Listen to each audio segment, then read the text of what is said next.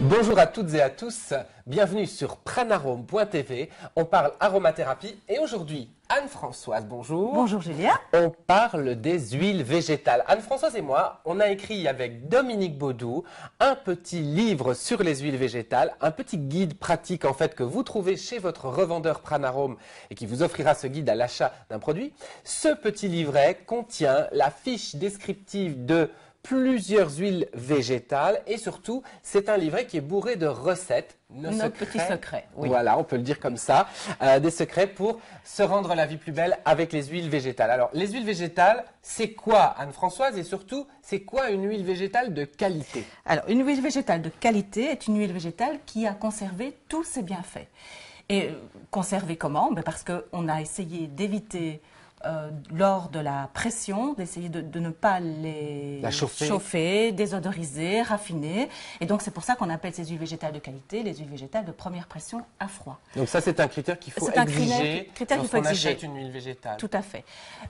Ensuite, on a des huiles végétales qui sont soit certifiées bio, 100%, et il y a une autre dénomination qui est vierge, qui convient aussi parfaitement. Alors une fois qu'on a fait le bon choix pour une huile végétale de qualité, eh bien on peut la consommer dans l'alimentation pour supplémenter son alimentation et recevoir de précieux éléments, notamment les acides gras essentiels. Absolument, les oméga 3, les oméga 6, les oméga 9. Pourquoi?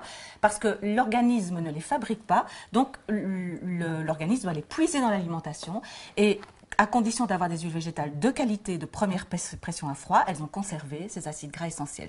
Donc le corps va les métaboliser, les transformer, puisque ces acides gras participent à plein de choses au niveau de nos cellules. Elles ont parfois une action anti-inflammatoire, ça dépend de l'huile végétale évidemment et de leur concentration en acides gras.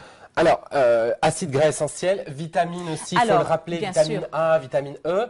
Quelles sont les huiles qui contiennent ces éléments nutritionnels importants? Eh bien, il y a notamment les oméga 3 tout d'abord. Sachez que les oméga 3 sont surtout présents dans le colza, et oui, et dans la rose musquée. Et avec la rose musquée, je vais vous montrer qu'on peut consommer très simplement les huiles végétales. Voilà, Anne-Françoise me passe la cuillère, puisque chaque matin, à l'heure du petit déjeuner, eh bien, il suffit de se verser l'équivalent d'une cuillère à café. Vous voyez, et hop, on se régale. Alors évidemment, c'est de l'huile, donc bah oui, il y a un goût d'huile, mais on ne peut pas dire que c'est désagréable. Au contraire, la rose musquée, elle a en plus un goût de noix grillée. Certaines ont un goût agréable. Ce goût d'ailleurs de noix. À remarquer aussi, justement, comme tu l'as prise à froid, c'est excellent. C'est comme ça qu'il faut le prendre. Donc, il ne faut pas cuire les huiles végétales de qualité, ni de première pression à froid. Il faut les ajouter crues dans la vinaigrette. Là, on a tout ce qu'on appelle les AJR, c'est-à-dire les apports, voilà, ou dans le potage, etc.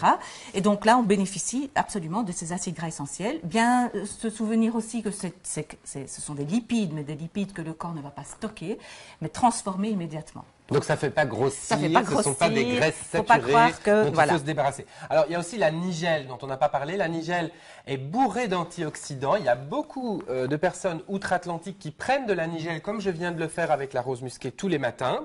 Et puis bon ben il y en a d'autres. Le macadamia et la noisette par exemple. Ah oui, elle parfume agréablement. Elle donne une petite, que ce soit la noisette, mais surtout le macadamia donne un petit goût de noix de cajou dans la vinaigrette. Ça épate les invités quand ils ne sont pas habitués. C'est original, voilà, ça parfume les plats. Tout à fait. Et puis, ce qu'il y a de bien avec les huiles végétales, c'est que lorsque vous les consommez, c'est très bien, mais vous pouvez aussi les utiliser pour la beauté, pour les soins de la peau, puisque les acides gras essentiels vont soigner, nourrir la peau. Elles ont une très bonne affinité avec elles. Ce sont des huiles qui nourrissent la peau en profondeur. Alors, il y en a évidemment qu'on peut choisir plus spécifiquement pour la beauté.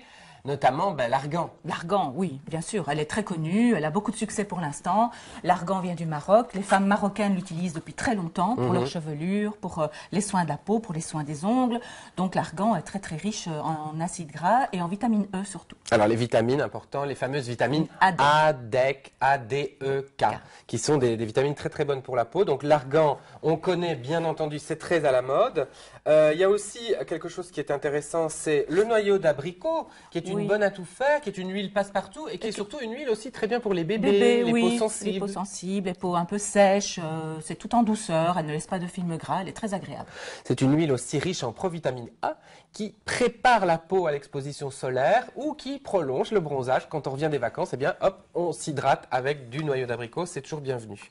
Il m'en reste encore quelques-unes. L'avocat, voilà, qui est une bonne huile aussi, mais plutôt pour le soin des cheveux ou alors plutôt comme ingrédient peut-être dans un mélange, parce qu'on n'en a pas parlé, mais vous aurez compris, on peut mélanger les huiles végétales entre elles. Et notamment avec l'avocat, justement, puisqu'il est très très riche, elle a une couleur un peu verte, c'est pas toujours agréable, donc c'est bien de la couper avec une huile végétale, comme le noyau d'abricot par exemple. Et l'avocat qu'on utilise surtout pour l'élasticité de la peau, pour donner vraiment plus d'élasticité à la peau du corps, et pour les cheveux.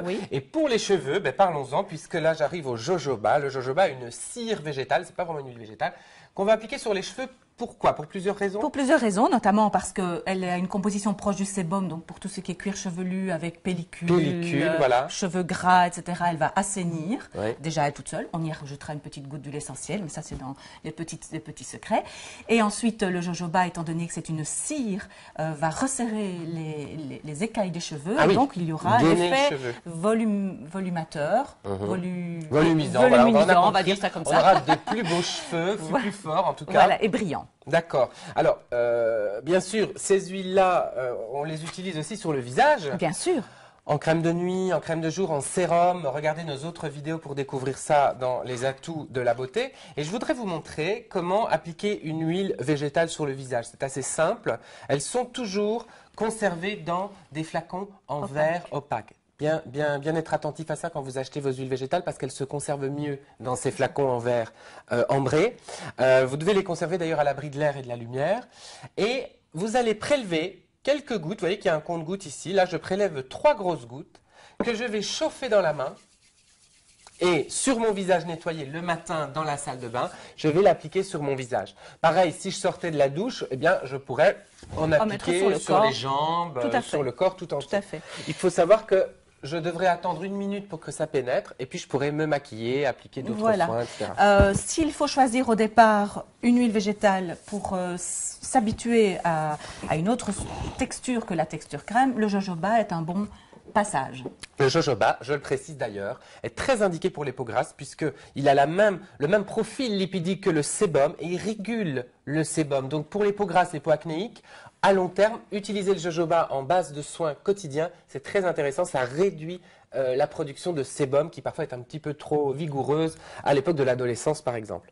Alors, d'autres moyens de consommer les huiles végétales, c'est les capsules, parce qu'on a pris une petite cuillère, mais on n'a pas parlé des capsules.